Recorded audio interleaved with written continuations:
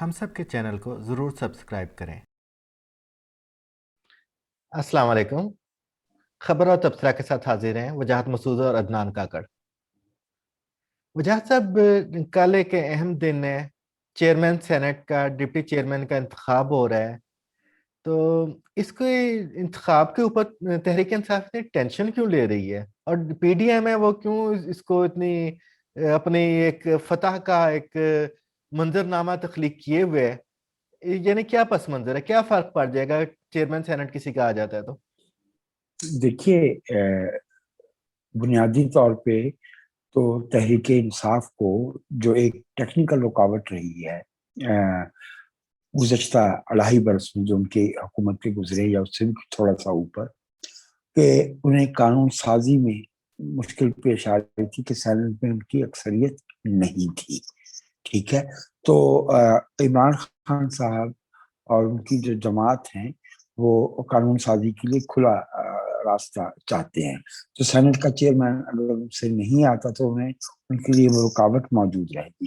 اتفاق سے جیسی صورت بنی ہے اس میں تحریک انصاف سینٹ کی سب سے بڑی جماعت تو بن گئی ہے with 28 سیٹس، لیکن اکثریت جو ہے وہ پی ٹی آئی اور اس کے اتحادیوں کے پاس نہیں ہے، بلکہ اپوزیشن پارٹیز کے اتحاد کے پاس ہے۔ تو ایک یوسف اللہ گیلانی جیسا ویٹرن پولیٹیشین، 4 دہائیوں سے زیادہ کی سیاسی ریاضت ان کے پاس ہے، تجربہ ہے، ملک کے وزیر اعظم رہے ہیں، سب سے لمبی مدت کے لیے وزیر اعظم ایک وقت میں رہنے والا شخص جو ہے یوسف اللہ گیلانی ہے، اور پھر ان کا ایک اپنا پرسنل، ان کی جو ایک کیپیسٹی ہوتی ہے نا پولیٹیشین کی کہ وہ ریلی کر سکتا ہے ڈائیورجنٹ اپینینز کو۔ عمران خان صاحب کی شہرت تو سولو فلائٹ کی ہے نا، وہ تو اس طرح کے اس میں یقین نہیں رکھتے اللہ یہ کہ انہیں خیر وہ ایک غیر ضروری تفصیل ہو جائے گی، لیکن گیلانی صاحب can create a lot of difference for P T I government.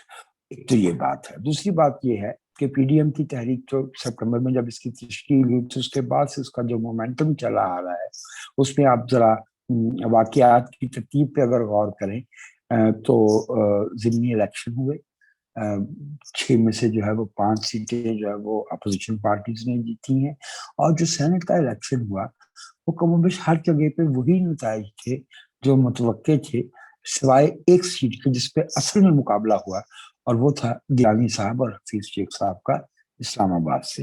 اور وہ گیلانی صاحب نے جسے کہنا چاہیے کہ بالکل ایک معمولی فرق، لیکن وہ فرق ہار اور جیت کا فرق تھا، تو حکومت کا جو امیدوار تھا حفیظ شیخ وہ انتخاب ہارے ہیں۔ اب یہاں اس پس منظر میں اگر سینٹ کے الیکشن میں جو ہے تو یہ پی ڈی ایم کا مومنٹم جو ہے سنبھالنا حکومت کے لیے بہت مشکل ہو جائے گا۔ اس لیے جو ہے یہ دونوں جماعتوں کو یہ تو جواب ہو گیا آپ کے اس سوال کا کہ اہمیت کیوں دی جا رہی ہے۔ یہ بنیادی طور پہ جو بندوبست، میں اس کو بندوبست کہتا ہوں، گورنمنٹ جو ہے وہ اور طریقوں سے تشکیل پاتی ہے۔ جولائی 2018 میں جو انتخابات ہوئے تھے اس کے نتیجے میں ایک بندوبست سامنے آیا ہے، یہ حکومت نہیں اس کو کہنا چاہیے، وہ بندوبست خطرے میں پڑتا ہے، تو اس لیے اس کی بہت اہمیت ہے۔ اچھا، آپ کی رائے میں گیلانی صاحب کی فتح کے کیا چانسز ہیں؟ مجھے تو لگ رہا ہے کہ جس طرح سے حکومت نروس ہے، مجھے تو لگتا ہے کہ ان کی جیت کے بہت چانسز ہیں، وہ دوبارہ سرپرائز دے سکتے ہیں، جیسے الیکشن پہلے اپنے سیٹ جیتنے میں انہوں نے دیا تھا۔ گیلانی صاحب کی جیت ان کے جو ان کی اپنی کیلکولیشن تھی، جو ان کے رفقا کی اپوزیشن میں کیلکولیشن تھی، اس سے بہت کم مارجن سے ہوئی ہے، کیونکہ آخری جو وقت تھا اس انتخاب کا اس میں وہ جو جن ہمارے مہربانوں نے نیوٹرل ہونے کا دعویٰ کیا تھا اور یہ بھی ہم سے درخواست کی تھی یا ہمیں تجویز دی تھی یا ہمیں حکم دیا تھا کہ ہمیں سیاست میں نہیں گھسیٹا جائے، تو انہوں نے مداخلت کی، اور جو کامیابی کمفرٹیبلی ہونی چاہیے تھی 15 سے 20 کم از کم सीटों नंबर्स में वो at the end of the day 5 की रह गई, और उसमें भी अगर कुछ हुकूमती पार्टी से बिल्कुल अनइंटेंडेड, जैसे आफरीदी साहब की और इतलात जो आई पोलिंग एजेंट्स के जरिए वज़ीर आज़म की अपनी और सरताज बुल वगैरह की, तो ये बिल्कुल बाल बाल वाली कामयाबी मिल पाई है मेरी राय में। तो गिलानी साहब की कामयाबी भी जो है वो हुकूमती और रियासती इरादों की नफी थी। जो ये इंतखाब हो रहा है कल सेनेट के चेयरमैन और डिप्टी चेयरमैन का, उसमें मैं तमाम फैक्टर्स को मद्देनजर रखते हुए बहुत कम चांस देखता हूँ गिलानी साहब के लिए।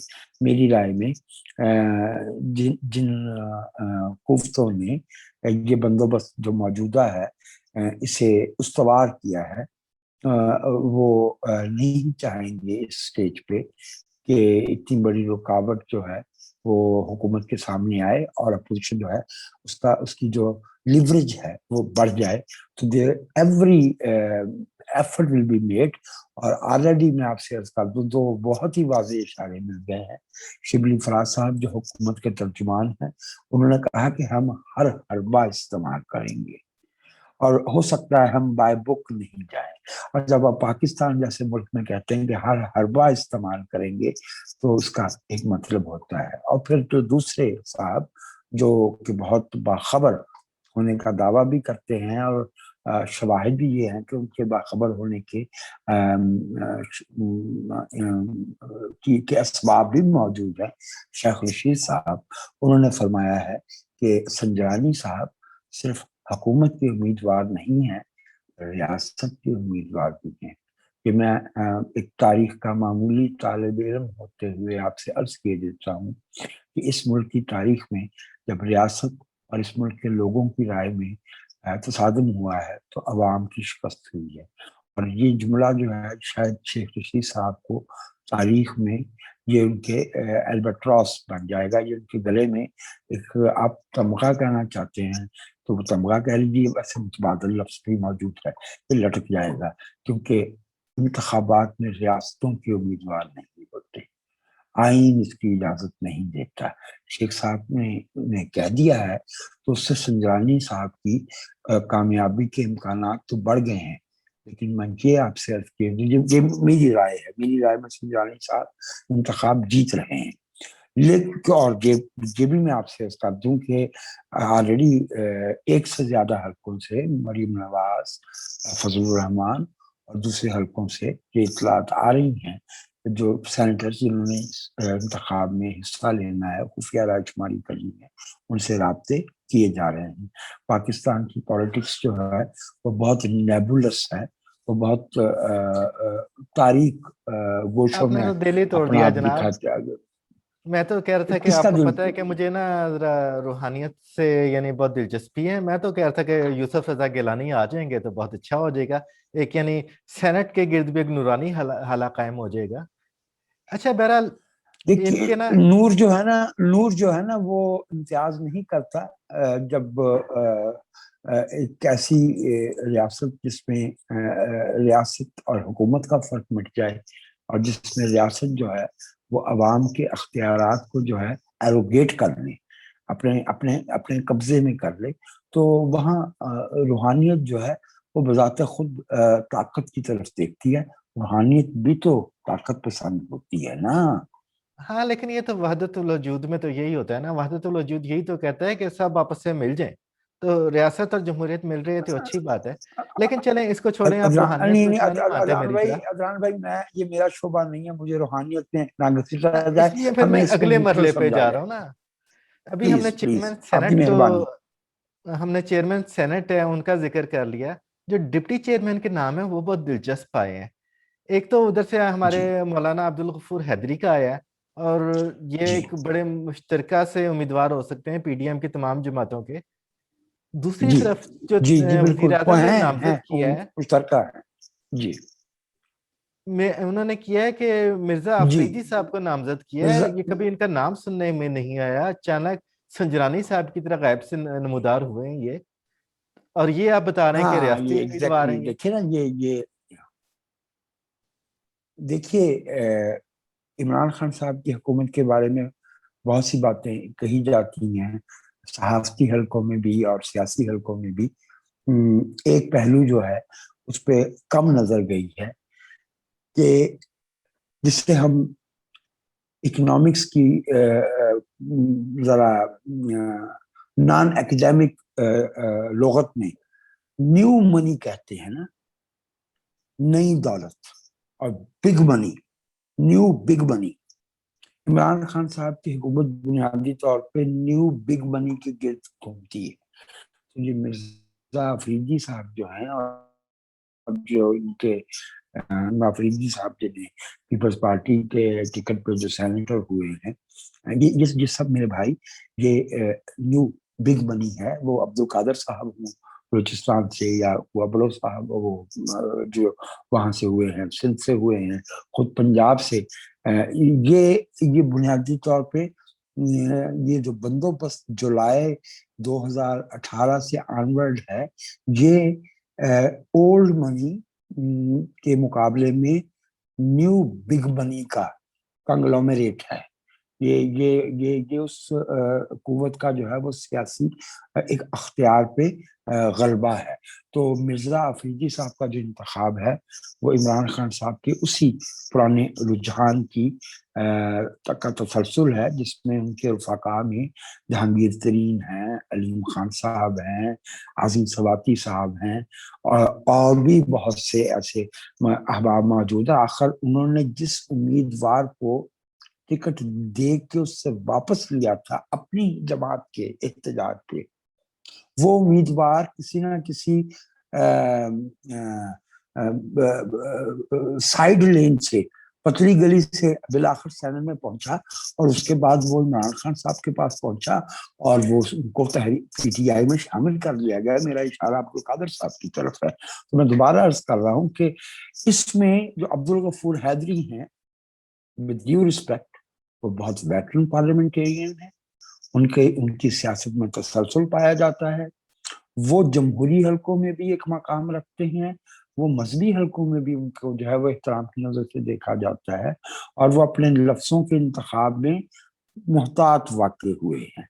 और उनकी मौजूदगी में पीडीएम जो है वो तवक्को कर सकती है कि शायद जो मजहबी वोट है सेनेट के अंदर, उसमें शायद कोई तब्दीली आए। हैविंग सेड दिस, स्टिल मैं समझता हूँ कि भले अब्दुल गफूर हैदरी साहब का बतौर उम्मीदवार के जो इंतखाब है वो अच्छा शुगून है। जमहूरियत में बुनियादी जो असूल कार फरमा होता है, वो तमाम जो शेड हैं पब्लिक में ओपिनियन के, राय आमा के, मुल्क के अंदर जो मकासद फिक्र हैं, उनके इश्तराक का और मुफाहमत का होता है। लेकिन मैं गिलानी साहब और अब्दुल गफूर हैदरी साहब की कामयाबी के बारे में ज्यादा तयक्कुन से पुरुमीद नहीं हूँ। अच्छा, तहरीक इंसाफ ने भी कोई सुना है मौलाना को, जेयूआई को अप्रोच किया था कि जी आप हमारी हिमायत करें, तो कुछ इसमें अब्दुल गफूर हैदरी का फैक्टर भी था? मेरे ख्याल में वो जो पेशकश की गई थी वो करीब करीब इतनी ही संजीदा थी जितनी एमपीएम ने अपने लिए डिप्टी चेयरमैन की सीट मांगने में की थी। ये एक ऐसी बात थी जिसकी कोई खास बुनियाद नहीं थी।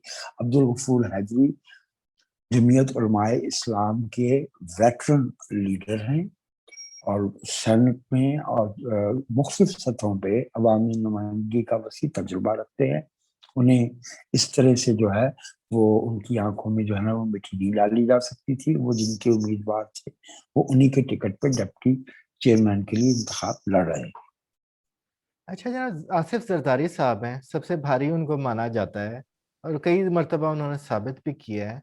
और मौलाना फजलुर रहमान, वो भी एक इंतहाई यानी ज़ीरक हमारे सियासी रहनुमा हैं। हवाओं का रुख कोई भी शक नहीं पहचानते इसमें। हैं और हवाओं को अपनी मर्ज़ी से का रुख देते भी हैं। अगर ये 2 हैवीवेट अपने उम्मीदवारों के साथ दे रहे हैं, तो इनकी जीत के इम्कानात फिर भी आपकी राय में कम हैं। जी बिल्कुल, जी मेरी यही राय है। जरदारी साहब بہت جو سیاسی گمکس ہوتے ہیں، جوڑ توڑ ہوتا ہے، حربے ہوتے ہیں، ان میں بہت طاق ہیں، وہ بہت شناور ہیں سیاسی پانیوں کے. ان کا بھی جو سیاسی تجربہ ہے ہائیسٹ لیول پہ وہ اب 33-34 برس کے قریب ہے. لیکن اس کے باوجود زرداری صاحب کو 2015 جون سے لے کے دسمبر 2016 تک تقریباً 18 مہینے جو ہے وہ اس ملک سے باہر رہنا پڑا. اور زرداری صاحب کو دسمبر 2011 میں ملک کا منتخب صدر ہوتے ہوئے یہ ملک جو ہے وہ چھوڑنا پڑا قریب 2 ہفتے کے لیے. اور زرداری صاحب جو ہے وہ اپنی اہلیہ کی شہادت کا جو مقدمہ ہے اس کو آگے نہیں لے جا پائے. زرداری صاحب بھٹو صاحب کا جو مقدمہ قتل ہے، عدالتی قتل ہے جو ذوالفقار علی بھٹو کا کیا گیا، اس کو ری اوپن کرنے کی درخواست کی گئی. دیکھیے ایک جملے میں عرض کیے دیتا ہوں، اگر ریاست اور شہری کا مقابلہ شروع ہو جائے تو قوم کی بدقسمتی تو ہوتی ہے، لیکن شہری جو ہے وہ ریاستی قوت کے سامنے نہیں ٹھہر سکتا. دیٹ از وائی ہم نے اپنے ملک کے دستور میں اور دنیا بھر میں سیپریشن آف پاور کا تصور ہے. جو ہم اداروں کا استحکام کہتے ہیں اس سے مراد وہ ادارے نہیں ہوتے جن کی طرف شیخ رشید صاحب اشارہ کرتے ہیں، وہ وہی ہوتے ہیں جو آئین میں لکھے ہیں. عدلیہ ہوتی ہے، مقننہ ہوتی ہے، انتظامیہ ہوتی ہے، جو آئینی ادارے ہیں. ٹھیک ہے، تو یہ اسی لیے ہوتے ہیں، یہ اسی لیے ہوتا ہے ٹو انشور کہ شہری بہت سی قوت آلریڈی سرنڈر کر چکا ہے ریاست کو، اور اس کے جواب میں اسے ریاست سے غیر جانبداری کی ضمانت چاہیے. اگر ریاست کے امیدوار ان معاملات میں فریق بنیں گے جو عوام کے درمیان حکومت جو ایک میادی امانت ہوتی ہے اس کا معاملہ ہوگا تو شہری ہار جاتا ہے. تو بھلے زرداری صاحب جو ہے وہ بہت ویٹرن ہیں اور بہت آپ نے ان کی تعریف درست فرمائی، اور مولانا فضل الرحمان بہت قابل احترام ہیں اور جناب اسی وجہ سے میں بہت بادشاہت کا حامی ہوں. آپ ہمیشہ مجھے یعنی چپ کروا دیتے ہیں جمہوریت کے حق میں دلائل دے کے. جب ریاست بھاری ہے تو شہری کا تو یہی حال ہوتا ہے نا. چلیں جناب، بہرحال وقت پورا ہو رہا ہے. یہ وہ اس بحث کا یہ محل نہیں ہے، لیکن یہ میں آپ سے عرض کیے دوں کہ ریاست کی مضبوطی بھی کنٹینجنٹ ہے شہری کی امپاورمنٹ پہ، ورنہ جو ہے وہ ریاست اپنی ساکھ بھی کھوتی ہے اور شہری بھی جو ہے وہ ناانصافی کا شکار ہوتا ہے. آپ کی بہت مہربانی. بہت شکریہ جناب، بہت شکریہ. خبر اور تبصرہ دیکھنے کے لیے ہمارے چینل کو سبسکرائب ضرور کریں تاکہ اپڈیٹس آپ تک پہنچتے رہیں. اور وہ بیل آئیکن ہوتا ہے اس کو ضرور دبائیں. ہاں، اس کو گھنٹی دیکھتے ہی بجا دیں آپ. ورنہ تو کل گھنٹیاں بجیں گی، ایمان میں تو گھنٹیاں بجیں گی. Good, thank you. اچھا جی، خدا حافظ. خدا